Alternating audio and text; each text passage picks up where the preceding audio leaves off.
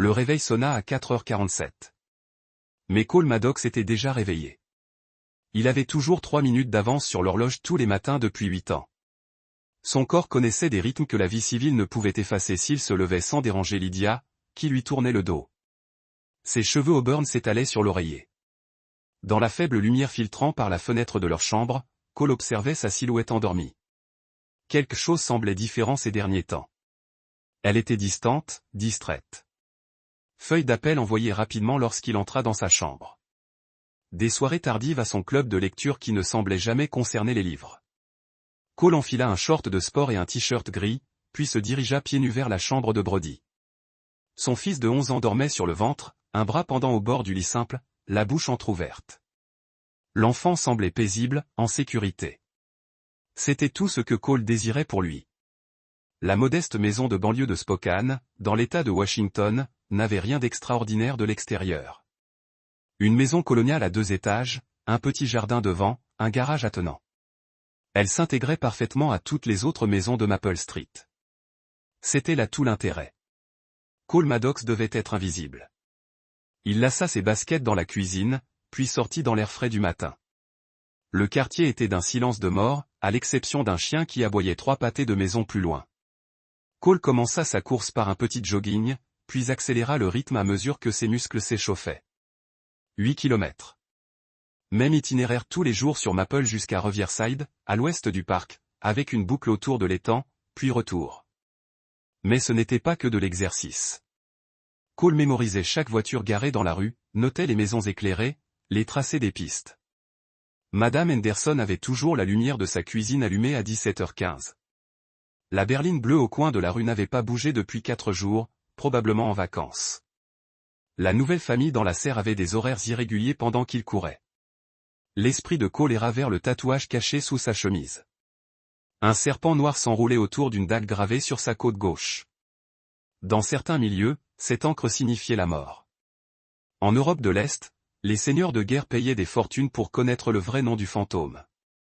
Ici, à Spokane, il n'était qu'un père de famille d'âge mûr cherchant à rester en forme. La mission qui lui avait valu cette réputation avait mis fin à sa carrière militaire. Le réseau de Matteo Cruz s'étendait de Prague à Istanbul, transportant armes, drogue et personnes. L'équipe de Cole l'avait démantelé morceau par morceau, laissant des corps sur son passage. Lorsque la fumée se dissipa, Cruz était en prison et son empire en ruine. Cole quitta Black Ops la semaine même où il avait terminé sa mission à 5h52 précise, se calmant par des étirements sur le porche. Par la fenêtre de la cuisine, il pouvait voir Lydia s'affairer, préparant le café. Elle portait la robe bleue qu'il lui avait offerte à Noël dernier, celle qui, disait-elle, la faisait se sentir belle. Cole entra par la porte d'entrée, s'essuyant le front avec sa chemise. Lydia se tenait au comptoir, lui tournant le dos, versant du café dans 2 tasses. « Bonjour, dit-il. » Elle se retourna avec un sourire qui n'atteignit pas ses yeux. « Comment s'est passée ta course ? » « Bien, calme-toi. » Cole a accepté la tasse de café qu'elle lui tendait. « Tu as bien dormi ? Tu t'es agité assez tard. Tu n'arrivais pas à te mettre à l'aise. » Lydia évita son regard, se concentrant sur l'ajout de crème à son café. « Je crois que j'ai besoin d'un nouvel oreiller. » Cole observa son visage. Lydia avait toujours été une piètre menteuse, mais ces derniers temps, elle s'améliorait. Cela l'inquiétait plus qu'il ne voulait l'admettre. Des pas retentirent dans l'escalier lorsque Brody apparut dans la cuisine. Son cartable en bandoulière, ses cheveux noirs dressés de façon étrange. « Papa, tu peux me conduire à l'école aujourd'hui ?» demanda Brody en attrapant un bout d'orteil sur le comptoir. La mère de Tommy vient le chercher tôt pour un rendez-vous chez le dentiste. « Bien sûr, mon pote. 10 minutes. » Cole regarda son fils prendre son petit déjeuner, remarquant la façon dont Lydia jetait constamment un coup d'œil à l'horloge du micro-ondes. Elle semblait inquiète. Ou peut-être lisait-il trop, dans sa routine matinale habituelle. 8 années de vie civile auraient dû atténuer sa paranoïa, mais certains instincts ne meurent jamais. La T645, Cole chargea Brody dans sa Honda Accord et sortit de l'allée en marche arrière. Dans le rétroviseur, il vit Lydia qui l'observait depuis la fenêtre de la cuisine. Elle resta là jusqu'au coin de la rue. « Papa ?» La voix de Brody le ramena au présent. « Oui, tout va bien entre toi et maman. Cole jeta un coup d'œil à son fils assis sur le siège passager. Le gamin était vif. Il l'avait toujours été trop parfois. Comment ça? Je ne sais pas. Vous avez l'air différent ces derniers temps. Comme si vous étiez en colère l'un contre l'autre, mais que vous faisiez semblant de ne pas l'être. Cole se sentit mal à l'aise. Si Brody ressentait de la tension, c'était pire qu'il ne le pensait. Ta mère et moi allons bien, mon pote. Les adultes ont parfois des choses à régler. Rien à craindre. Brody hocha la tête, mais n'avait pas l'air convaincu. Bon, mais si quelque chose n'allait pas, tu me le dirais, non? Cole arriva à la dépose scolaire, hors ligne, regardant d'autres parents dire au revoir à leurs enfants et leur souhaiter une bonne journée. Des familles normales qui font des choses normales. Je te dirai tout ce que tu as besoin de savoir, dit Cole. Promis. Après avoir déposé Brody à l'école, Cole rentra chez lui en pensant aux questions de son fils. Le gamin méritait mieux que des parents qui peinaient à maintenir leur mariage. Cole ne savait simplement pas comment réparer quelque chose lorsqu'il ne comprenait pas ce qui était cassé. De retour à la maison, Lydia était déjà partie. Un mot sur le comptoir de la cuisine indiquait qu'elle avait des courses à faire et qu'elle serait de retour pour le dîner. Cole froissa le mot et le jeta à la poubelle. Il expliqua qu'il avait passé la matinée dans son bureau à domicile à travailler sur des projets de conseil en logistique. Le travail consistait en une simple analyse de la chaîne d'approvisionnement pour des entreprises de taille moyenne. Rien qui ne requérait ses compétences particulières, mais c'était bien payé et l'occupait. Plus important encore, cela n'attira pas l'attention. Vers midi, le téléphone sécurisé de Cole vibra, un SMS de Tanner Brigg, son ancien coéquipier qui dirigeait désormais une entreprise de sécurité dans le Montana. Bière et pêche ce week-end. Une bonne excuse pour sortir de la maison. Cole fixa le l'Idaho pour faire le plein et prendre un café. Pendant que le préposé remplissait son réservoir, Cole a utilisé un téléphone public pour appeler le ranch de Tanner. C'est fait, dit-il lorsque Tanner répondit. Tous? Tous. Il y eut une longue pause à l'autre bout du fil. Et tu respires toujours. Bien. Quand seras-tu là? Cole consulta sa montre. 6 heures, peut-être 7. Conduisez prudemment, mon frère. Votre garçon a posé des questions sur vous. Cole a raccroché le téléphone et est remonté dans son camion.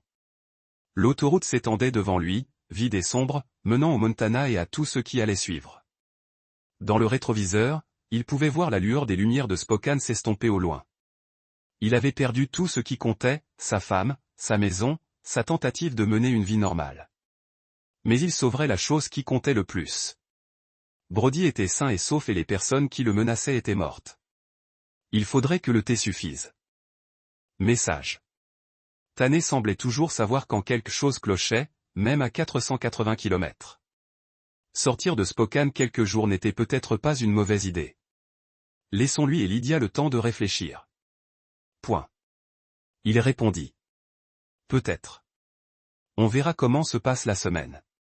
Point. Les portes sont toujours ouvertes, mon frère. Cole posa le téléphone et essaya de se concentrer sur son travail, mais son esprit continuait à vagabonder. Quelque chose allait arriver. Il le sentait au plus profond de lui, comme il sentait les embuscades en territoire hostile. La maison était trop silencieuse, trop immobile, comme le calme avant la tempête. Ce soir-là, Lydia prépara du poulet parmesan avec du pain à l'ail, l'un des plats préférés de Brody. Elle semblait plus détendue qu'elle ne l'avait été depuis des semaines, fredonnant doucement en se déplaçant dans la cuisine. Cole aida à mettre la table, jetant des coups d'œil furtifs à sa femme. Elle était toujours aussi belle à 38 ans, toujours la femme qui avait attiré son attention dans un café de Seattle 9 ans plus tôt. Mais il y avait quelque chose de différent maintenant, quelque chose qu'il n'arrivait pas à comprendre. Comment s'est passée l'école aujourd'hui, mon pote? Demanda Cole tandis qu'il s'asseyait pour manger. Bien. On a commencé un nouveau cours de sciences sur le système solaire. Tu savais que Jupiter a 79 lunes? Je ne savais pas. C'est plutôt cool. Brody se lança dans une explication enthousiaste des géantes gazeuses, tandis que Cole écoutait et faisait des commentaires appropriés. De l'autre côté de la table, Lydia picorait sa nourriture, contribuant peu à la conversation. Lorsque Brody s'arrêta pour manger un morceau, elle se leva brusquement. « Il faut que j'aille faire les courses, dit-elle. On n'a plus de lait pour demain. Cole regarde sa montre. Il est presque 8 heures. Vivement demain matin. Le magasin ferme à 9 heures. J'en ai pour quelques minutes. Elle était partie avant que Cole puisse répondre, les laissant seuls à table avec Brody. Par la fenêtre, Cole la regarda sortir de l'allée plus vite que nécessaire. « Papa, pourquoi maman est bizarre ?» demanda Brody. Cole posa sa fourchette. « Qu'est-ce que tu veux dire ?» Elle n'arrête pas de regarder son téléphone et de sourire, mais pas à nous. « Et hier, je l'ai entendu parler à quelqu'un pendant ton absence. » Elle avait l'air heureuse. Une joie différente. Le nœud dans l'estomac de Cole se serra. Son fils de 11 ans décrivait le comportement d'une femme qui a une liaison. « On a des amis, Brody. C'est normal que ta mère parle à d'autres personnes. » Je sais, mais là, c'était différent. Et elle sort beaucoup plus ces derniers temps. Club de lecture, course. Elle m'emmenait parfois avec elle. Maintenant, elle y va toujours seule.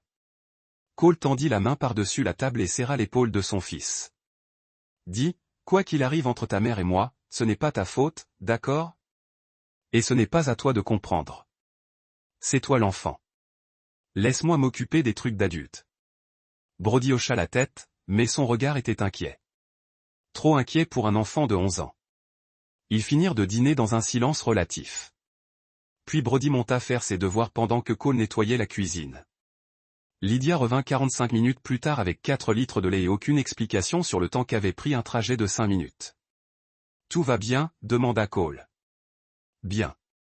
Je viens de croiser un ami au magasin. Tu sais comment c'est. » Cole l'ignorait. En fait, en 8 ans de mariage, Lydia n'avait jamais été du genre à s'arrêter pour discuter avec ses connaissances. Elle préférait entrer et sortir des magasins le plus vite possible. Ils passèrent le reste de la soirée à regarder la télévision, assis de chaque côté du canapé comme des inconnus. Quand le téléphone de Lydia vibra, elle orienta l'écran loin de Cole avant de le lire. Il fit semblant de ne pas le remarquer. Ils accomplirent leur rituel du coucher avec une précision mécanique. Se brosser les dents, se changer, jeter un coup d'œil rapide sur Brody. Lydia se glissa d'abord dans un lit, se détournant déjà de Cole. Lorsqu'il grimpa à ses côtés, elle faisait semblant de dormir. Cole resta éveillé, les yeux fixés au plafond, écoutant la respiration de sa femme. Elle non plus ne dormait pas. Sa respiration était trop contrôlée, trop posée. Ils étaient tous les deux allongés là, faisant semblant, comme s'ils étaient mariés, peut-être déjà terminés.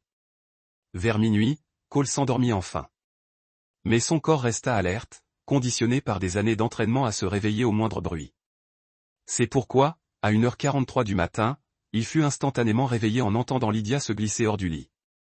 Cole garda une respiration régulière et, tandis que Lydia sortait de la chambre, les yeux à peine ouverts, il observa sa silhouette s'immobiliser dans l'embrasure de la porte, vérifiant qu'il dormait toujours. Au bout de quelques secondes, elle descendit le couloir à pas feutrés vers l'escalier, tandis qu'il patientait 30 secondes, puis roula silencieusement hors du lit. Ses pieds nus ne firent aucun bruit sur le parquet tandis qu'il se dirigeait vers la porte de la chambre. De là, il entendit la voix de Lydia venant de la cuisine, à voix basse. Cole se glissa jusqu'en haut des escaliers et s'accroupit, se positionnant de manière à pouvoir l'entendre, tout en restant caché. La voix de Lydia parvint de la cuisine, désormais claire. « Il est inconscient, dit-elle. Vous avez peut-être 15 minutes. Portes arrière déverrouillées. » Cole s'est glacé le sang. Tous ses instincts, nés de ces années d'opérations secrètes, criaient au danger. Ce n'était pas une conversation entre amis, ni même entre amants. C'était opérationnel. Lydia coordonnait quelque chose. « J'ai dit 15 minutes. » Lydia continua, la voix plus aiguë. « Ne me faites pas regretter ça. Faites-le et sortez. » Il y eut un silence tandis qu'elle écoutait la personne à l'autre bout du fil. « Non, il ne se réveillera pas. Il prend de la mélatonine pour dormir. Croyez-moi, il est mort jusqu'au matin. » L'esprit de Cole s'emballa. Lydia savait qu'il ne prenait pas de mélatonine. Elle savait qu'il se réveillait au moindre bruit, ce qui signifiait qu'elle mentait à celui qui allait venir, ou qu'elle prévoyait de le droguer d'une manière ou d'une autre. Aucune des deux options n'était bonne. « La chambre du gamin est à l'étage, deuxième porte à droite, » dit Lydia. « Fais vite et nettoie. Je ne veux pas de désordre inutile. » Le gamin, il parlait de Brody. Cole sentit une force primitive et vicieuse se déployer en lui. Quel que soit le jeu que jouait Lydia, quelle que soit sa dette ou son accord, elle venait de franchir une ligne infranchissable. Personne n'avait touché à son fils depuis qu'il avait entendu Lydia au téléphone et le léger bruit de ses pas dans la cuisine. Cole se retira dans la chambre et se glissa dans son lit au moment même où il l'entendait dans l'escalier. Elle s'arrêta devant la chambre de Brody, pour vérifier comment il allait, ou peut-être pour marquer la cible de celui qui allait venir. Lydia se glissa dans son lit, le corps tendu par la nervosité. Elle essayait de contrôler sa respiration, mais Cole sentait son anxiété irradiée par vagues. Au bout de quelques minutes, elle roula vers lui et tendit la main, la posant sur sa poitrine. « Cole, murmura-t-elle, es-tu réveillé ?» Il força sa respiration à rester profonde et régulière, semblant endormi. La main de Lydia se posa sur son épaule, le secouant doucement. « Cole. Chérie. » Elle le testait, s'assurant qu'il était bien inconscient. Comme il ne répondait pas, elle se rassit de son côté du lit, mais ne se détendit pas. Elle attendait quelque chose. Cole resta parfaitement immobile, son esprit évaluant les possibilités et les réponses tactiques. 15 minutes, c'est ce qu'elle avait dit. Il consulta l'horloge numérique sur la table de nuit.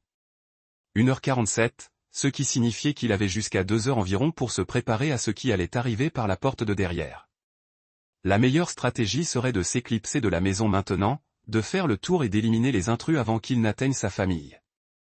Mais cela exposerait Brody, et Cole ne pouvait pas savoir combien d'entre eux arrivaient ni quel était leur plan exact. Mieux valait les laisser entrer, contrôler l'engagement à sa guise. Cole avait construit cette maison en pensant à la sécurité. Le parquet était solide. Aucun grincement ne trahissait les mouvements. Des lignes de vue stratégiques du couloir à la porte de derrière. Plusieurs issues de secours dans chaque pièce. Il avait parlé de ces caractéristiques à Lydia, les ayant présentées comme des choix esthétiques ou des considérations pratiques. À 1h52, Cole entendit le faible bruit d'un moteur de voiture qui s'éteignait quelque part dans la rue. Trop loin pour être un voisin rentrant. Assez près pour être tactique. Il compta les battements de cœur. Mesurant le temps. 1h56. Il entendit le premier pas sur son Porsche. Cole attendit que la respiration de Lydia se calme, laissant penser à un sommeil, puis s'extirpa prudemment du lit. Il se déplaçait comme une fumée dans l'obscurité. Chaque pas était calculé et silencieux. Dans un placard de la chambre, il sortit un Glock 19 caché derrière une boîte à chaussures remplie de vieilles photos. L'arme était propre, intraçable, chargée avec un chargeur plein, plus un dans le barillet. Il attrapa également un couteau tactique dans la même cachette, un couteau de 15 cm en acier au carbone avec revêtement anti-reflet. Des outils de son ancien métier, bien affûtés et prêts à l'emploi, plus par habitude que par attente. Cole se plaça dans l'ombre du couloir, entre la chambre principale et la chambre de Brody, d'où il pouvait voir la porte de derrière, mais rester invisible pour quiconque entre. Il avait une vue dégagée sur l'escalier et toutes les portes des chambres. S'il voulait son fils, il devrait d'abord le franchir. Le T158 AM. Il entendit le léger clic de sa porte arrière qui s'ouvrait. 5 hommes entrèrent par la porte arrière déverrouillée, se déplaçant avec la précision coordonnée d'une équipe qui avait déjà travaillé ensemble. Cole les compta tandis qu'ils entraient dans sa cuisine. 2 armés de battes de baseball, un de colliers de serrage et de rubans adhésifs. Un autre avec ce qui ressemblait à un pied de biche, et leur chef, un couteau de combat. Le chef était hispanique, la trentaine, vêtu de vêtements sombres et se déplaçait avec l'assurance fluide de quelqu'un à l'aise avec la violence. Il fit un geste silencieux à son équipe, pointant vers l'escalier. Ce n'étaient pas des voyous en quête d'objets de valeur. Ils avaient une cible précise et un plan précis. Cole s'enfonça plus profondément dans l'ombre du couloir tandis que les 5 hommes commençaient à monter les escaliers. Leurs pas étaient étonnamment silencieux pour une équipe de cambrioleurs. Quelqu'un les avait entraînés, ou du moins leur avait appris les tactiques de base. Le chef atteignit le haut de l'escalier le premier. Et s'arrêta pour prendre ses marques. Il regarda vers la chambre principale, puis tourna son attention vers celle de Brody. L'un de ces hommes, un homme mince et nerveux, fit un geste interrogateur vers la porte de Cole et Lydia. Le chef secoua la tête et désigna fermement la chambre de Brody. Le gamin était la cible principale. Tout le reste était secondaire. Doug Cole resserra sa prise sur le Glock tandis qu'il regardait 4 des 5 hommes se positionner autour de la porte de la chambre de son fils. Le chef leva 3 doigts, puis 2, puis 1. Ils entrèrent dans la chambre de Brody rapidement et silencieusement. Cole entendit son fils se réveiller avec un grognement confus, puis une inspiration brusque lorsqu'on lui plaqua une main sur la bouche. « Doucement, gamin. » chuchota l'un des intrus. « Reste silencieux et personne ne sera blessé. » Cole se dirigea vers la porte, mais s'arrêta lorsque le chef sortit de la chambre de Brody, son fils étranglé. Le couteau de combat pressé contre la gorge du garçon. Les yeux de Brody étaient écarquillés de terreur, mais il ne se battait pas. « Petit malin, où est-il » Le père, demanda le chef avec un accent. « Il dort comme un bébé », répondit l'un de ses hommes. « Vous voulez voir comment il va » ? « Pas encore. Mettons d'abord le gamin en sécurité. » C'est alors que Cole sortit de l'ombre. « Lâchez-le. » Le chef se tourna vers la voix de Cole, entraînant Brody avec lui. Les 4 autres hommes levèrent leurs armes, mais ils étaient trop serrés les uns contre les autres dans l'étroit couloir. Mauvais positionnement tactique. « Tiens, dit le chef en resserrant son étreinte sur Brody. Papa ours est réveillé, après tout. Votre femme a dit que vous seriez inconscient jusqu'au matin. Ma femme dit beaucoup de choses, répondit Cole d'une voix d'un calme mortel. Certaines sont même vraies. Maintenant, lâchez mon fils et nous pourrons discuter de vos affaires avec moi. Je ne pense pas. Voyez, vous allez venir avec nous tranquillement, sinon le petit Brody va passer une très mauvaise nuit. Le chef appuya le couteau plus fort sur la gorge de Brody, juste assez pour creuser une fossette dans la peau sans la briser. Brody gémit, et Cole sentit une pulsion froide et meurtrière s'installer dans sa poitrine. « Qui t'a envoyé » demanda Cole. « Est-ce important ? Tu as transformé tes ennemis en fantômes. Il est temps de payer la facture. » Le nom frappa Cole comme un coup de poing. Ces hommes savaient qui il était. Ils connaissaient son passé, sa réputation, ce qui signifiait que ce n'était pas un hasard, et que ça ne finirait pas par un simple enlèvement. Cole leva lentement la main. Le Glock qu'il tenait lâchement dans sa main droite. « Bon, tu m'as eu. Mais ce garçon ne sait rien de mon ancienne vie. Il est innocent dans ce domaine. Les enfants innocents ne le restent pas longtemps, dit le chef. Peut-être qu'il apprend des erreurs de papa. » L'un des autres hommes, impatient de faire avancer les choses, s'approcha de Cole. « Allez, Raph. On l'attrape et on y va. On fait trop de bruit. » Raph. Cole nota le nom pour plus tard. « Tu as raison, dit Raph. » Il était temps que Cole bouge. Son premier tir atteignit l'homme impatient en plein centre, le faisant tomber instantanément. Son deuxième coup de feu fracassa l'épaule de l'homme au pied de biche, le projetant contre le mur. L'étroitesse du couloir freinait désormais les intrus, limitant leur capacité à manœuvrer ou à utiliser leurs armes. Mais Raph tenait toujours Brody et Cole ne pouvait pas risquer un coup de feu avec son fils dans sa ligne de mire. Au lieu de cela, il plongea, plaqua 2 des hommes restants et les propulsa vers la chambre de Brody. Ils défoncèrent la porte dans un enchevêtrement de membres et d'armes. Cole arriva le premier, le couteau tactique dans la main gauche. Il enfonça la lame dans les côtes de l'homme, les attaches pointant vers le cœur. L'homme haleta et s'affaissa. Le deuxième homme lança une batte de baseball à la tête de Cole. Cole se baissa, laissa la batte siffler au-dessus de lui, puis saisit le poignet de l'homme et le tordit jusqu'à ce que l'os se brise. La batte s'écrasa au sol tandis que l'homme hurlait. Cole le fit taire d'un coup de couteau, puis se retourna vers le couloir où Raph tenait toujours Brody, mais la lutte avait laissé à Raph le temps de se repositionner. Il avait traîné Brody vers l'escalier, utilisant le garçon comme bouclier humain. Le quatrième homme, celui que Cole avait touché à l'épaule, tentait d'arrêter l'hémorragie tout en gardant les yeux rivés sur la porte de la chambre. « Vous tuez mes hommes » dit Raph, la voix tendue par la douleur et la colère. « Ce n'est qu'au début » répondit Cole en s'engageant dans le couloir, un Glock pointé sur la tête de Raph. Mais il ne pouvait toujours pas tirer sans risquer Brody. C'est alors que sa chemise, déchirée pendant le combat, remonta suffisamment pour révéler le tatouage sur ses côtes. Le serpent noir enroulé autour d'une dague contrastait avec sa peau pâle.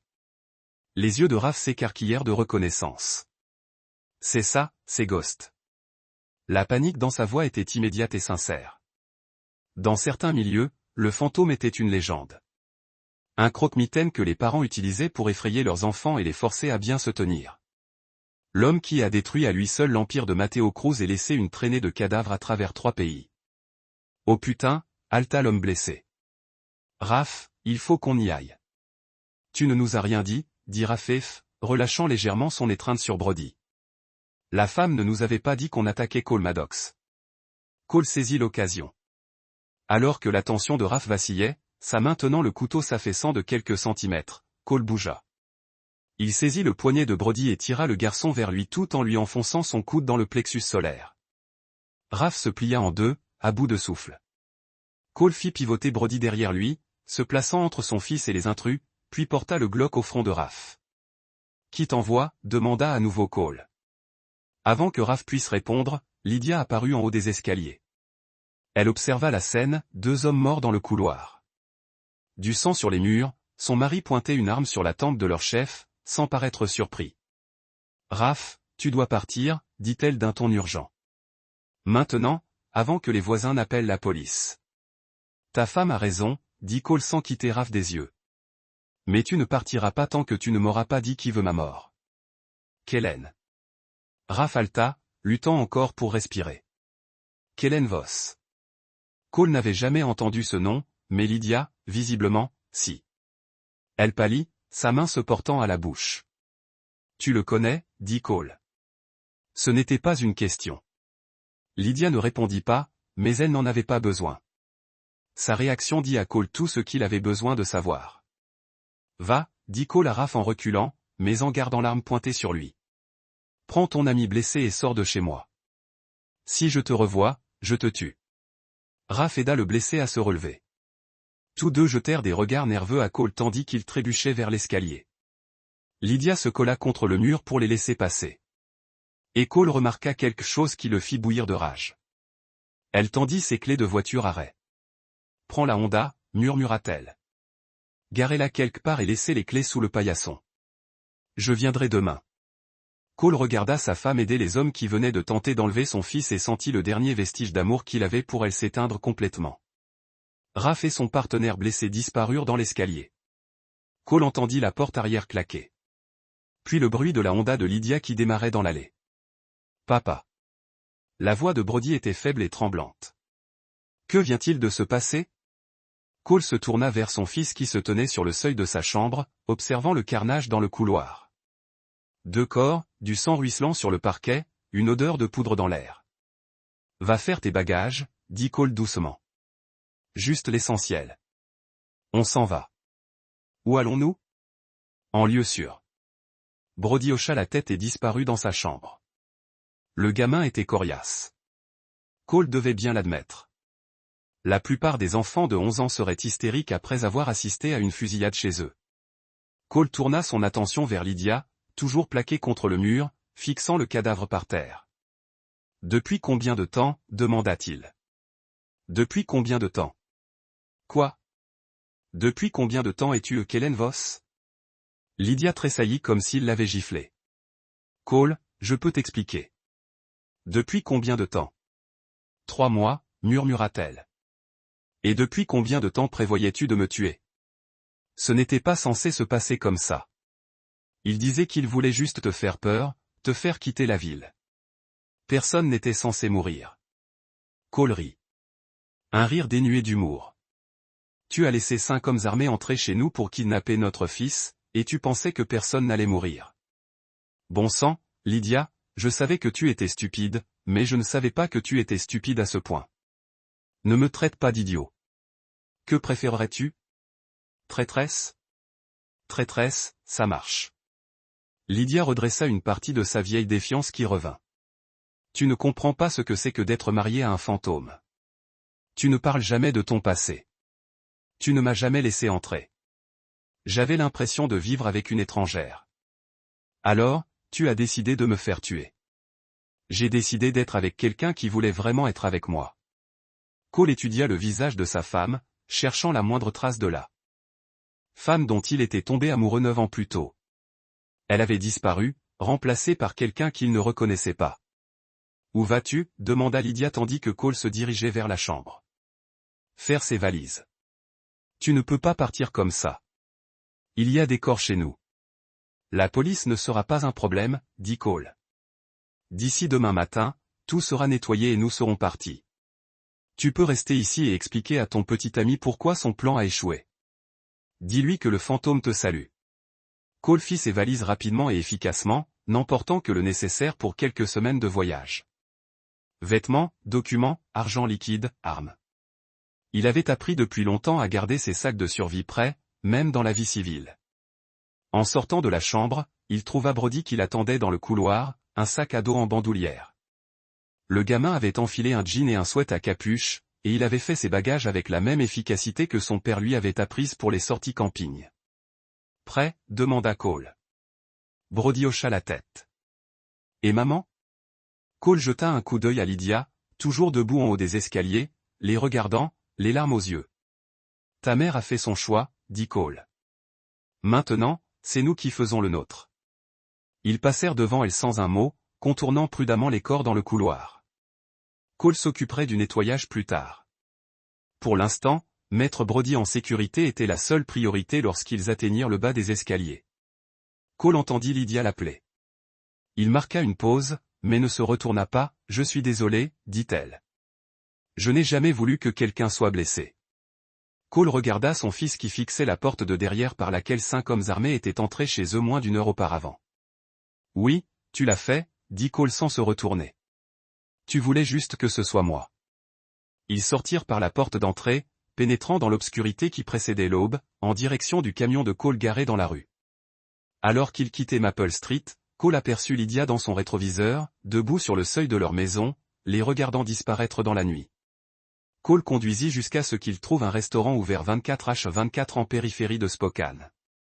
Le genre d'endroit où les routiers prennent un café sans que personne ne pose de questions sur un homme et son fils qui voyageaient à 3 heures du matin. Ils s'assirent dans un box d'angle, Brody picorant une assiette de crêpes pendant que Cole sirotait un café noir et planifiait leur prochaine action. « Papa, on rentre un jour à la maison ?» demanda Brody doucement. « Non, mon pote. » Ce n'était plus la maison. Le téléphone de Cole vibra, accompagné d'un SMS de Tanner.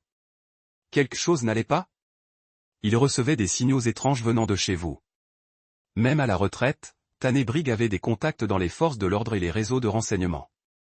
Si des cadavres tombaient à Spokane, il l'apprendrait dans les heures qui suivraient. Cole répondit, « Moi, cette partie de pêche. » 2 invités sur mon chemin, Cole lui donna l'adresse du restaurant, puis effaça la conversation. Tanner comprendrait le code. 2 invités signifiaient que Cole ne voyageait pas seul, et l'urgence signifiait qu'il fuyait quelque chose de mortel. « On va rendre visite à oncle Tanner un moment, » dit Cole à Brody. Le militaire. Super. Brody se redressa légèrement. Il avait toujours apprécié Tanner, qui racontait de belles histoires et le traitait comme un adulte. Cole paya leur repas et se rendit dans un complexe industriel abandonné au sud de la ville. Il se gara derrière une usine désaffectée, à l'abri de la route principale. Puis il ouvrit le coffre et sortit les affaires dont il aurait besoin pour la suite. « Reste dans la voiture, » dit-il à Brody. « Quoi que tu entendes, reste dans la voiture. » Brody hocha la tête, pâle mais déterminé.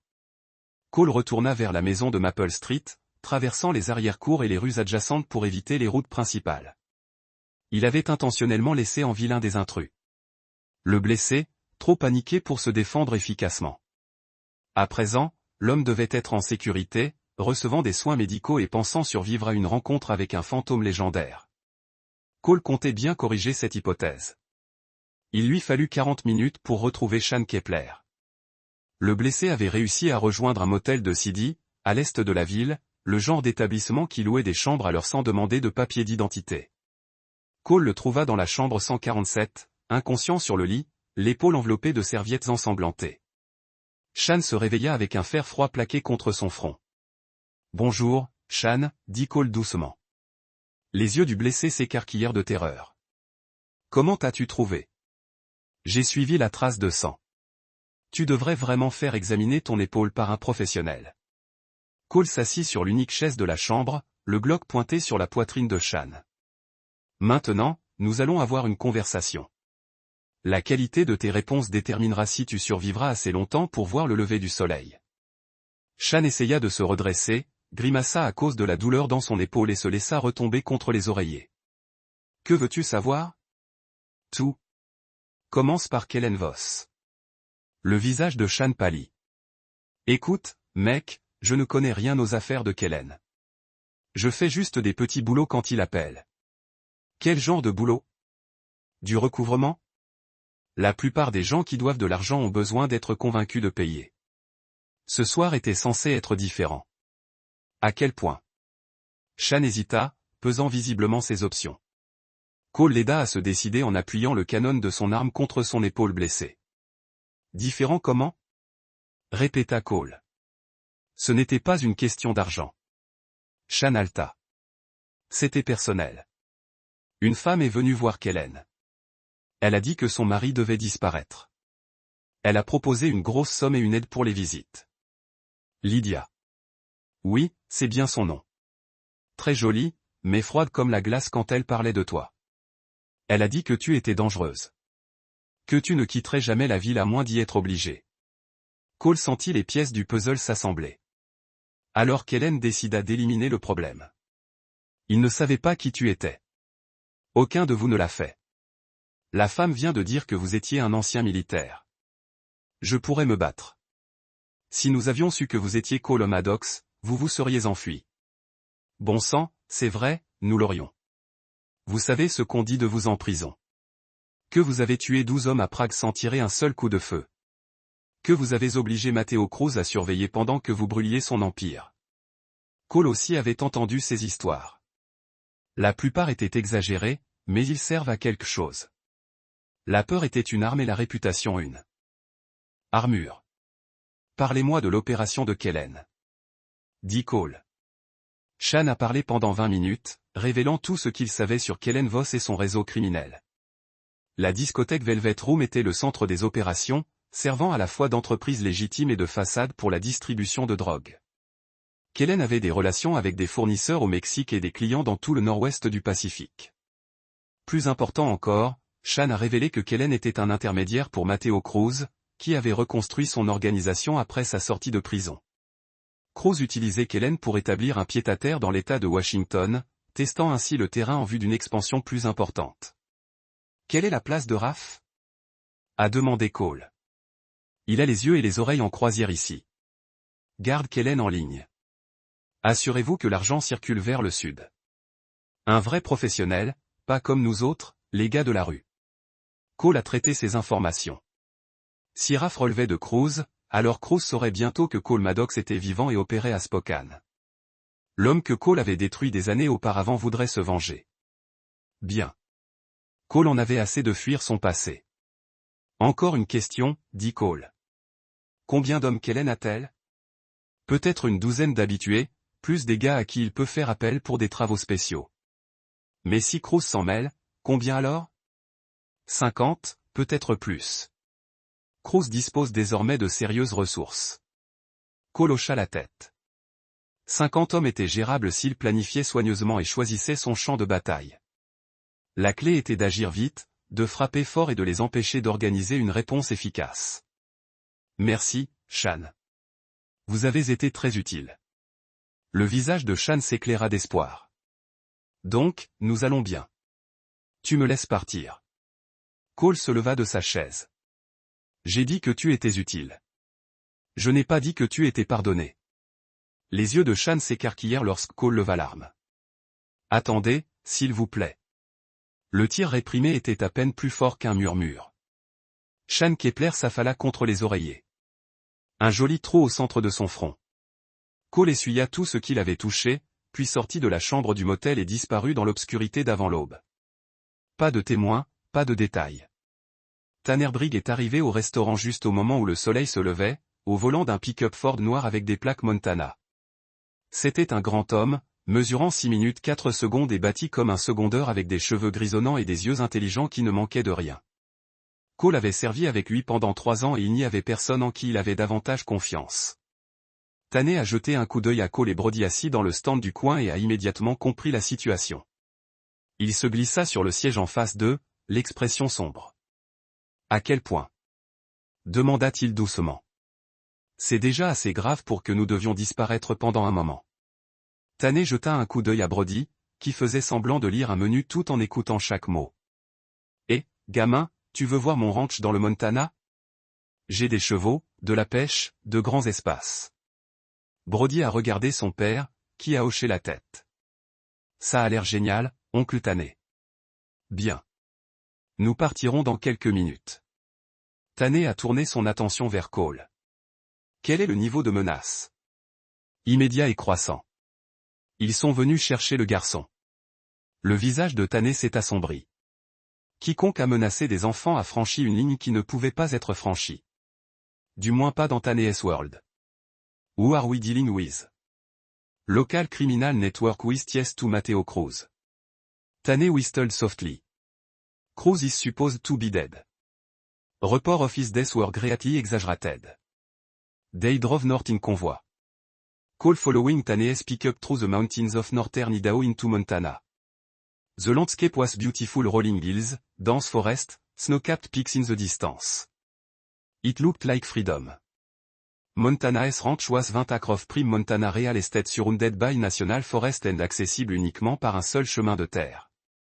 La maison principale a été construite à partir de rondins et de pierres conçus pour se fondre dans l'environnement naturel. Il a également été conçu pour résister à un siège, même si Cole doutait que la plupart des visiteurs s'en rendent compte. Bienvenue au paradis, dit Tanné alors qu'il se garait devant la maison. Brody a sauté du camion de Cole et a immédiatement couru vers un corral où paissaient 3 chevaux. L'enfant avait toujours aimé les animaux et cette distraction lui ferait du bien. Il gère cela mieux que la plupart des adultes, observa Tanné.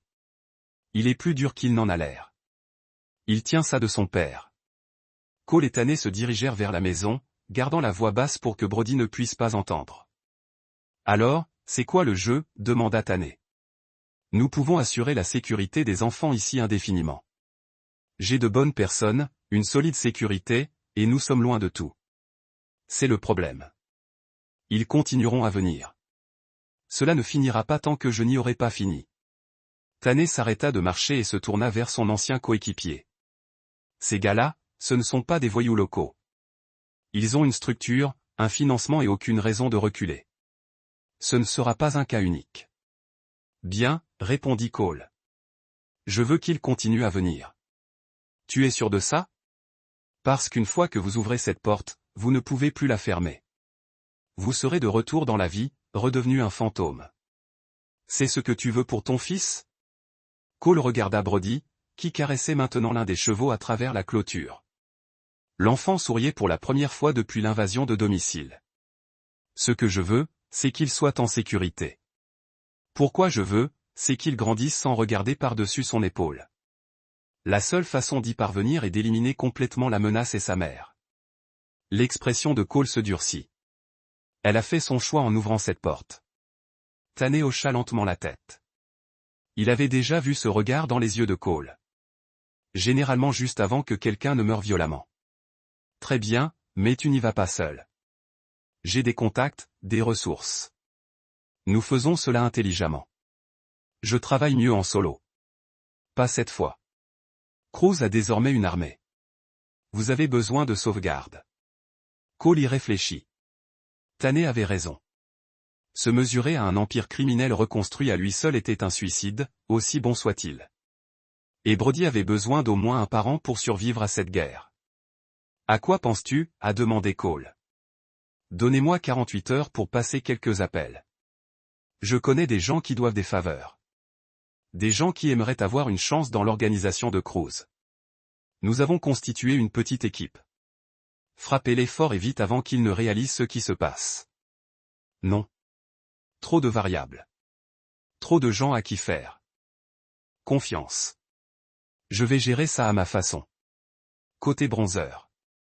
Tu as toujours été têtu comme l'enfer. Ils passèrent l'après-midi à installer Brody. Le ranch de Tanné avait tout ce qu'un enfant pouvait désirer.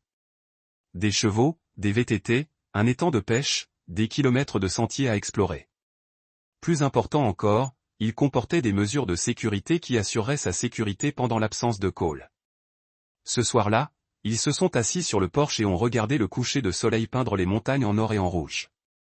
Brody était à l'intérieur en train de jouer à des jeux vidéo, donnant aux adultes la possibilité de parler librement. Vous savez que cela va vous changer, dit doucement Tanné. Revenir à cette vie, devenir le encore un fantôme. Tu ne seras plus le même homme quand ce sera fini. J'ai cessé d'être cet homme au moment où ils ont mis un couteau sous la gorge de mon fils. Et après, quand les corps seront enterrés et que le sang sera lavé. Et alors? Cole but une gorgée de whisky et regarda les montagnes. Puis Brody et moi trouvons un nouvel endroit où disparaître. Quelque part, ils ne nous trouveront jamais. Dirigeait son vieux frère. Il en va de même pour le meurtre. Ils restèrent assis dans un silence confortable pendant un moment. Deux vieux soldats qui regardent le jour mourir. Finalement, Tanner reprit la parole. Tu sais, je vais m'occuper de l'enfant. Quoi qu'il arrive, il sera en sécurité ici. Je sais. C'est pourquoi je suis venu vers vous. Cole est entré pour parler à Brody avant de partir.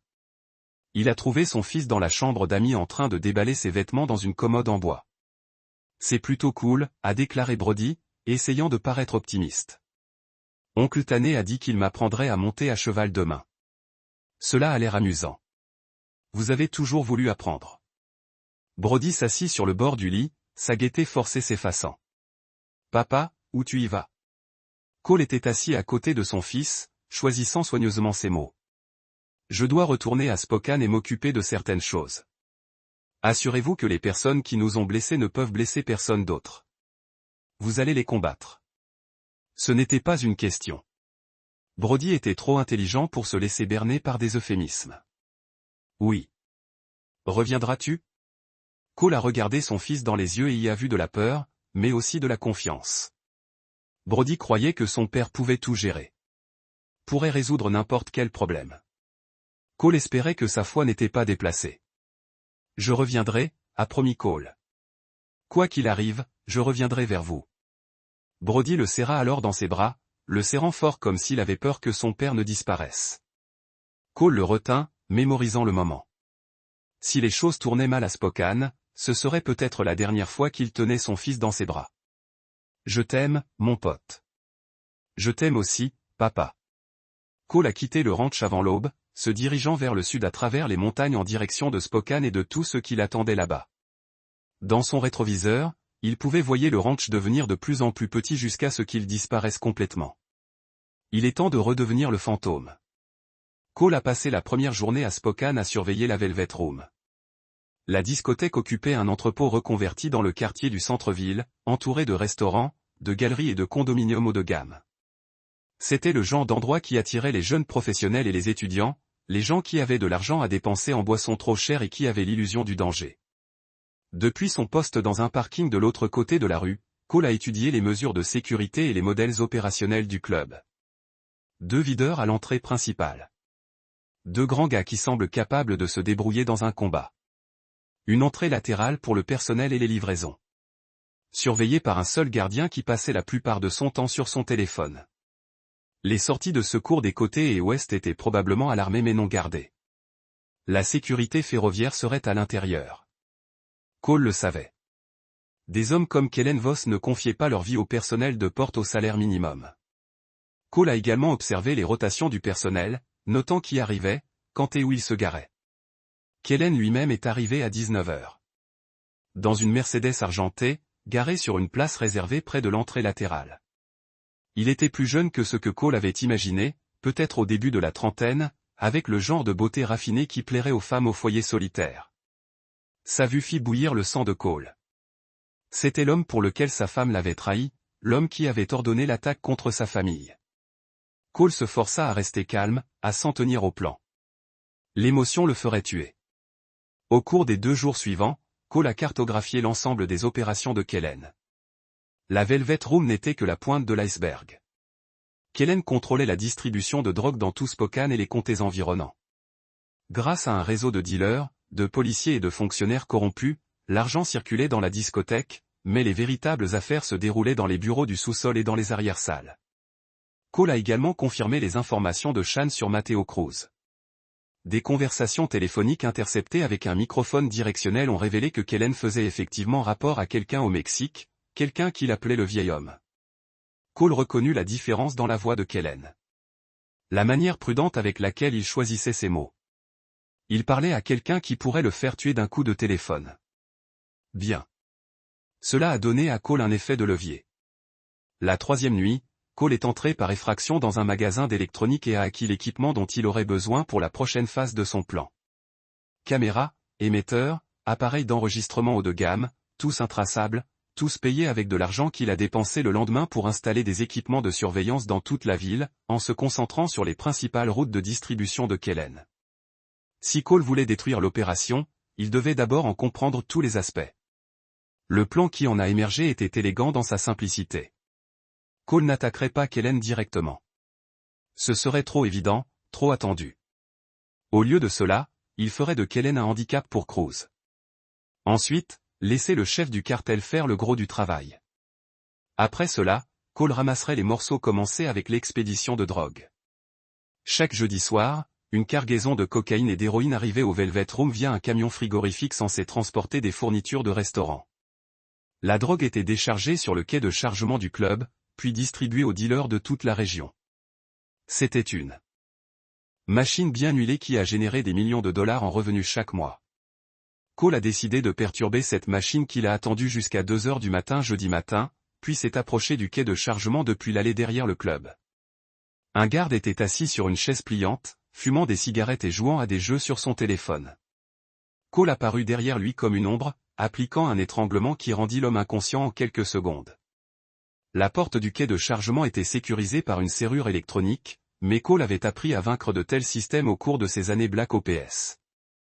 Il lui fallut moins de 2 minutes pour contourner le contrôle de sécurité et se glisser à l'intérieur. Le sous-sol de la Velvet Room ressemblait à un petit entrepôt avec des boîtes empilées du sol au plafond et un système d'inventaire sophistiqué. Cole a trouvé ce qu'il cherchait dans une salle de stockage climatisée. 50 kg de cocaïne pure conditionnée empaquée en forme de briques et prêt à être distribuée. Cole n'a pas pris de drogue. Au lieu de cela, il les a contaminés. À l'aide d'une seringue remplie d'une solution de nettoyage concentrée, Cole a injecté à chaque brique juste assez de produits chimiques pour rendre la cocaïne inutile. Ce n'était pas dangereux, il n'était pas intéressé à tuer des toxicomanes au hasard, il ne valait simplement rien. Au moment où les concessionnaires ont réalisé un produit était avarié, il serait trop tard pour récupérer l'envoi. Ensuite, Cole a déposé la preuve qu'il avait laissé derrière lui un téléphone portable programmé avec des messages textes entre Kellen et un revendeur rival fictif discutant de son intention de voler la cargaison de Cruz et de la vendre à des concurrents. Les messages étaient antidatés sur plusieurs semaines, créant une piste numérique qui convaincrait quiconque l'examinerait que Kellen préparait cette trahison depuis des mois. Cole a également laissé derrière lui des documents financiers savamment falsifiés montrant des paiements de cartels concurrents sur un compte lié au nom de Kellen. Pour quiconque enquêterait, il semblerait que Kellen ait été acheté et payé. Finalement, Cole a pris des photos des drogues contaminées et des preuves planétaires, puis les a téléchargées sur un serveur crypté qui les enverrait automatiquement aux gens de Cruz au Mexique si Cole ne s'enregistrait pas toutes les 24 heures. Une assurance en cas de problème. Jeudi soir, la cargaison contaminée circulait déjà via le réseau de distribution de Kellen. Vendredi matin, les revendeurs de Spokane ont découvert que leurs produits coûteux avaient été transformés en poudre sans valeur. Vendredi après-midi, les concessionnaires en colère exigeaient remboursement et menaces de violence. Le BY vendredi soir, Matteo Cruz était dans un avion pour Seattle. Cole a surveillé les retombées depuis sa chambre d'hôtel, écoutant les appels téléphoniques interceptés et regardant les flux de surveillance de toute la ville. Kellen paniquait, essayant désespérément de comprendre ce qui n'allait pas. Ces hommes s'efforçaient de limiter les dégâts, mais il était trop tard. La rumeur se répandait déjà dans la clandestinité criminelle qu'on ne pouvait pas faire confiance à Kellen Voss pour protéger son produit. L'appel téléphonique que Cole attendait est arrivé à 20h30. « Nous avons un problème », dit la voix de Raph sur la ligne cryptée. « Quel genre de problème ?» demanda Kellen. « Le vieil homme vient demain soir. Il veut des réponses. » Il y eut une longue pause du côté de Kellen. « Des réponses sur quoi ? Pourquoi 50 kilos de son produit se sont transformés en bicarbonate de soude ? Pourquoi les dealers disent que vous lui avez vendu de la fausse drogue ? Pourquoi il y a des rumeurs selon lesquelles vous travaillez avec des concurrents ? C'est impossible. Je ne lui dirai jamais quand il arrivera ici. Il veut se rencontrer à le club demain soir après la fermeture. Conversation privée. Cole sourit. Tout se mettait en place. Le samedi soir au Velvet Room s'est déroulé normalement jusqu'à l'heure de fermeture. Les clients réguliers filaient dans la rue, riant et trébuchant vers leur voiture ou appelant Uber. Le personnel faisait le ménage tandis que Kellen faisait les 100 pas nerveusement dans son bureau, vérifiant sa montre toutes les quelques minutes. Matteo Cruz est arrivé à exactement 1 heure du matin. Cole regarde depuis son poste de surveillance alors qu'un navigateur Lincoln noir s'arrête devant l'entrée latérale du club. Car les hommes sortaient d'abord des soldats professionnels par la façon dont ils se déplaçaient, recherchant les menaces et établissant un périmètre. Puis Cruz lui-même est sorti du véhicule. Il était plus âgé que ce dont Cole se souvenait. Gris aux tempes et plus lourd au milieu, mais ses yeux contenaient toujours la froide intelligence qui avait fait de lui l'un des chefs de cartel les plus redoutés du Mexique. La prison ne l'avait pas brisé. Cela l'avait simplement rendu plus prudent. Cruz est entré dans la pièce de velours avec 2 gardes du corps tandis que les 2 autres sont restés dehors avec le véhicule. Grâce à son équipement de surveillance, Cole pouvait entendre la conversation dans le bureau de Kellen. « Vous avez été déçu moi, Kellen. » Cruz a dit sans préambule, « Monsieur Cruz, je te le jure, je ne sais pas ce qui s'est passé. Quelqu'un a saboté l'envoi, a caché des preuves pour faire croire que je vous volais. Quelqu'un. Comme c'est pratique. » La voix de Kellen devenait plus aiguë à cause de la panique. « Tu dois me croire. Je ne te trahirai jamais. Ce partenariat a été profitable pour nous deux. Rentable, certes, mais la confiance, une fois brisée, ne peut être réparée. » Cole pouvait maintenant entendre la peur dans la respiration de Kellen. L'homme savait qu'il allait mourir. « S'il vous plaît, donnez-moi une chance de remédier à cette situation. Laissez-moi découvrir qui a fait ça. Laissez-moi prouver ma loyauté. » Cruz resta silencieux pendant un long moment. « Alors très bien. Vous avez 48 heures pour livrer le responsable de cette trahison. Si vous réussissez, nous considérerons l'affaire close. Si vous échouez, je comprends. Bien. Mes hommes resteront en ville pour vous aider dans votre enquête. » Après le départ de Cruz, Cole a observé Kellen Pace dans son bureau comme un animal en cage. L'homme était désormais désespéré, ce qui le rendait dangereux, mais aussi prévisible. Il s'en prendrait à toute personne qu'il soupçonnerait de le trahir. En commençant par sa propre organisation, le téléphone de Cole a sonné avec un message texte. Numéro inconnu, mais il reconnut immédiatement le style d'écriture. « Que je sais que tu regardes. Nous devons parler. » Elle l'y dit. Cole a supprimé le message sans répondre, mais 10 minutes plus tard, un autre est arrivé. Kellen devient folle. Il menace de tuer quiconque aurait pu le trahir. Je pense qu'il me soupçonne. Cole regarda le message, ne ressentant rien d'autre qu'une froide satisfaction. Lydia avait fait son lit lorsqu'elle avait choisi Kellen plutôt que sa famille. Maintenant, elle pouvait s'allonger dedans. Un troisième message. S'il te plaît, Cole. J'ai fait une erreur, mais je ne mérite pas de mourir pour ça. Cole a répondu. Oui, vous avez éteint le téléphone et vous êtes concentré sur les flux de surveillance. Kellen passait déjà des appels, convoquant ses hommes au club. À l'aube, la Velvet Room grouillait de criminels armés, tous à la recherche d'un responsable de la situation difficile de leur patron. Parfait. Cole avait encore une pièce à mettre en place avant que la fin de partie puisse commencer. Il traversa la ville en voiture jusqu'à un entrepôt qu'il avait loué sous un faux nom et où il se préparait pour ce moment depuis son retour à Spokane. À l'intérieur de l'unité se trouvaient des armes, des explosifs et du matériel tactique qu'il avait acquis grâce à d'anciens contacts dans le commerce des armes. Suffisamment de puissance de feu pour équiper une petite armée ou pour transformer une discothèque en zone de guerre. Cole chargea un camion avec tout ce dont il aurait besoin pour demain soir, puis retourna à son hôtel pour attendre. Dans 18 heures, tout serait fini. Soit Kellen Voss et son organisation seraient détruits, soit Cole serait mort. Il était en paix avec l'une ou l'autre issue. Dimanche soir, la Velvet Room était fermée au public, mais loin d'être vide. Cole a compté 15 véhicules sur le parking et toute l'organisation d'Ali Kellen, ainsi que les hommes de Cruz, tous rassemblés pour ce qu'ils pensaient être une réunion stratégique. Ils ont été lésés à 23h47. Cole a observé à travers une lunette les soldats restants de Cruz prendre position autour du périmètre du bâtiment. Ils étaient bons, professionnels, disciplinés, alertes, mais ils s'attendaient aussi à des problèmes venant de l'extérieur. À 23h52, Cole a déclenché la première explosion. L'appareil qu'il a placé dans le transformateur électrique derrière le club a coupé l'alimentation électrique de tout le pâté de maison, plongeant la zone dans l'obscurité.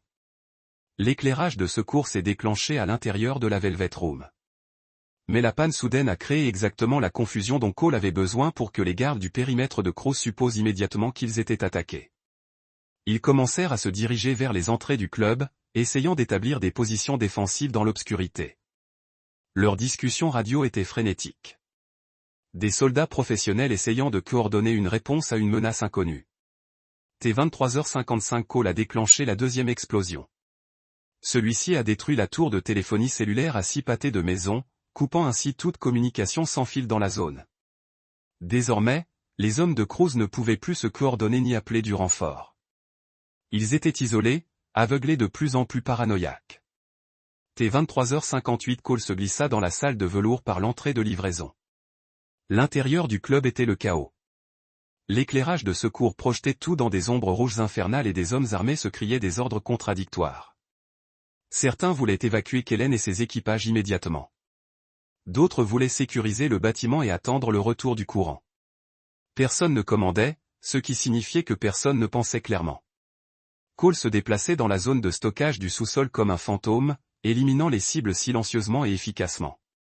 3 hommes qui gardaient les escaliers arrière sont morts avant de savoir qu'il était là. 2 autres sont tombés alors qu'ils tentaient d'atteindre le rez-de-chaussée. Au moment où Cole a atteint le niveau principal du club, les défenseurs restants s'étaient enfin organisés, mais il était trop tard pour avoir de l'importance. La 3e explosion de Cole a fait tomber le mur avant du bâtiment. La charge creuse qu'il avait placée derrière la cabine du DJ faisait voler du béton et de l'acier sur la piste de danse, écrasant plusieurs hommes de Kellen et créant une brèche massive dans les défenses du club.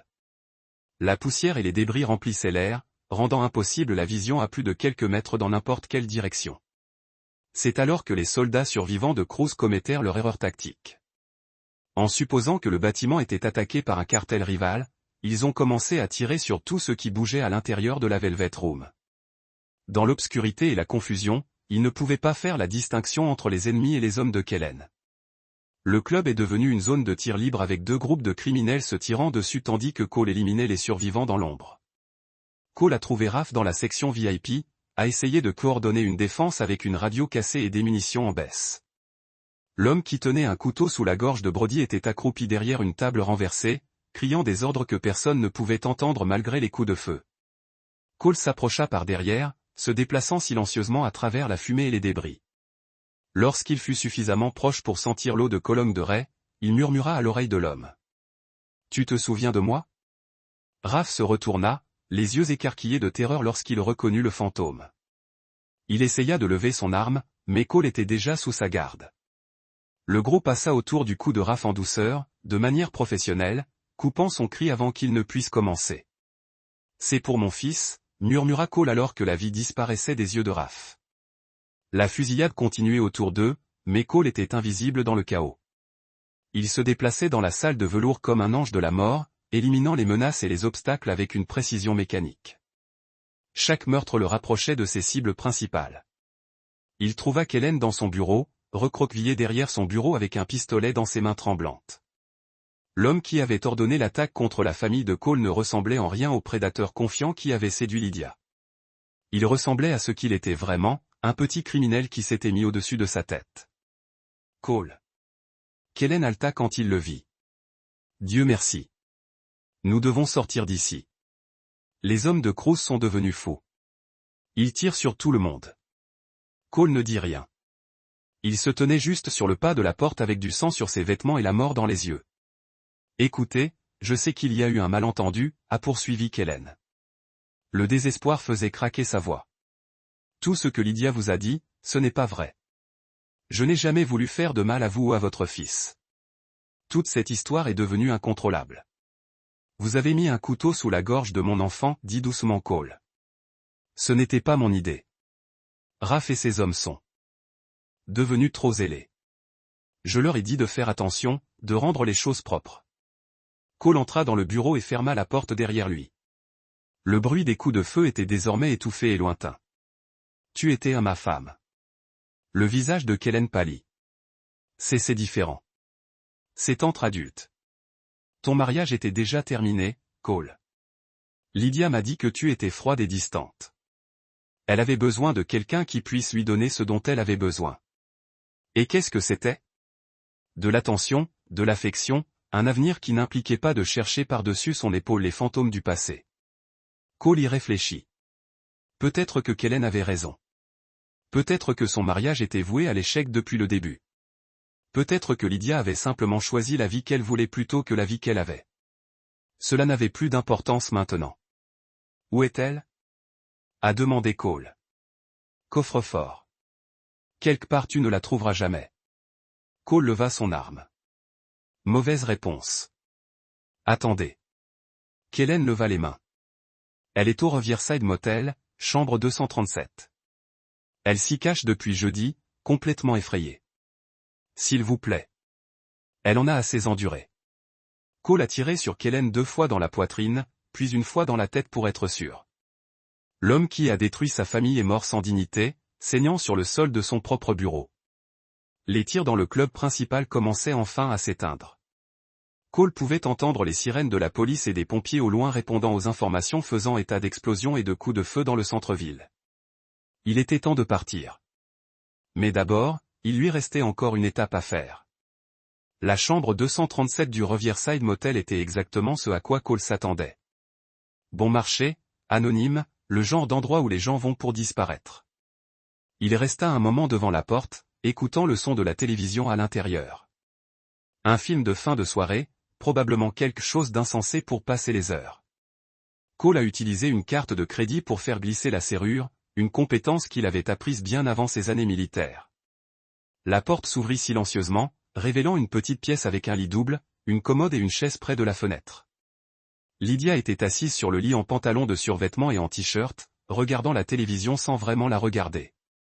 Elle leva les yeux lorsqu'elle entendit la porte s'ouvrir, et son visage traversa une série d'émotions, l'espoir, la peur, la résignation, le désespoir. Bonjour Lydie. Cole, je me demande quand tu me trouveras. Elle n'a pas essayé de courir ni de crier à l'aide. Elle restait assise là, paraissant plus petite et plus âgée que dans ses souvenirs. La femme qui autrefois riait de ses blagues et lui faisait croire aux fins heureuses avait disparu, remplacée par quelqu'un qu'il ne reconnaissait pas. C'est fini, dit Cole en fermant la porte derrière lui. Kellen est morte. Ra est mort. La majeure partie de leur organisation est morte. Lydia hocha lentement la tête. Et maintenant tu es là pour moi. Maintenant, je suis là pour toi. Elle resta silencieuse un moment, regardant le tapis entre ses pieds. Quand elle leva les yeux, elle avait les larmes aux yeux. J'avais peur, Cole. Je ne savais pas qu'ils s'en prendraient à Brody. Je pensais qu'ils allaient juste te faire quitter la ville, trouver un autre endroit pour recommencer. Vous saviez exactement ce que vous faisiez. Non, je ne l'ai pas fait. J'étais seul et stupide et j'ai fait une erreur. Mais je n'ai jamais voulu que quelqu'un meure. Cole étudia le visage de sa femme, à la recherche de la moindre trace de la femme qu'il avait autrefois aimée. Elle était toujours là, ensevelie sous des couches de culpabilité, de peur et d'auto-illusion. Mais elle était aussi une étrangère désormais, quelqu'un qui avait été prêt à détruire sa famille pour la promesse d'une vie différente. Tu te souviens de notre premier rendez-vous? A demandé Cole. Lydia cligna des yeux, surprise par la question. Le café de Seattle. Tu étais si nerveux que tu as renversé du sucre sur la table. Vous avez ri. Pas contre moi, mais avec moi. Comme si nous partagions une blague que personne d'autre ne comprendrait. Je me souviens. Vous souvenez-vous de ce que vous avez dit quand je vous ai dit que je ne pouvais pas parler de mon travail? Le visage de Lydia se décomposa. J'ai dit que ça n'avait pas d'importance. Que quoi que tu aies fait avant n'a pas changé qui tu étais avec moi. Mais c'était important, n'est-ce pas? C'était suffisamment important pour que tu me trahisses. J'avais peur, répéta Lydia. Mais les mots sonnaient creux maintenant. J'avais l'impression de vivre avec un inconnu. Vous n'avez jamais parlé de vos sentiments. Ne me laisse jamais entrer. C'était comme être marié à un fantôme. Alors, vous avez décidé de tuer le fantôme. J'ai décidé d'être avec quelqu'un qui voulait être avec moi. Cole regarda la femme qui partageait son lit depuis 8 ans, qui avait donné naissance à son fils, qui avait été autrefois le centre de son monde. Elle était toujours belle, toujours la personne dont il était tombé amoureux. Mais c'est aussi elle qui avait ouvert leur porte arrière et laissé entrer des hommes armés dans leur maison. Je t'aimais, dit doucement Cole. Je sais. Je t'aimais aussi. Pas assez. Cole a levé une arme et Lydia a fermé les yeux. Elle n'a pas mendié, plaidé ou essayé de négocier pour sa vie. Elle resta assise là, attendant la fin, comme si elle avait accepté que ça se termine toujours ainsi. Un dernier mot? A demandé Cole. Lydia ouvrit les yeux et le regarda directement. Dis à Brody que je suis désolé. Dis-lui que sa mère l'aimait, même si elle était trop faible pour le protéger. Je vais lui dire. Le tir a été rapide et net. Lydia s'affala sur le côté, son expression paisible pour la première fois depuis des mois. Cole resta un moment au-dessus de son corps, disant au revoir à la vie qu'ils avaient construite ensemble et à un avenir qu'ils n'auraient jamais. Puis il se retourna et s'éloigna, laissant le passé derrière lui. Cole a conduit toute la nuit, mettant de la distance entre lui et Spokane pendant que la police et les pompiers travaillaient pour contenir les conséquences de la Velvet Room. Le temps que les enquêteurs trient l'épave et identifient les corps, Cole serait à des centaines de kilomètres. L'histoire officielle s'écrirait d'elle-même. Des trafiquants de drogue rivaux avaient attaqué les opérations de Kellen Voss, provoquant un bain de sang qui avait fait des dizaines de morts et laissé la Velvet Room en ruine. La cargaison de cocaïne contaminée serait imputée aux assaillants. Une dernière insulte à ajouter à la violence. Matteo Cruz, s'il avait survécu à la nuit, reviendrait au Mexique la queue entre les jambes. Son expansion dans l'État de Washington a complètement déraillé. Cole s'est arrêté à un relais routier dans le nord de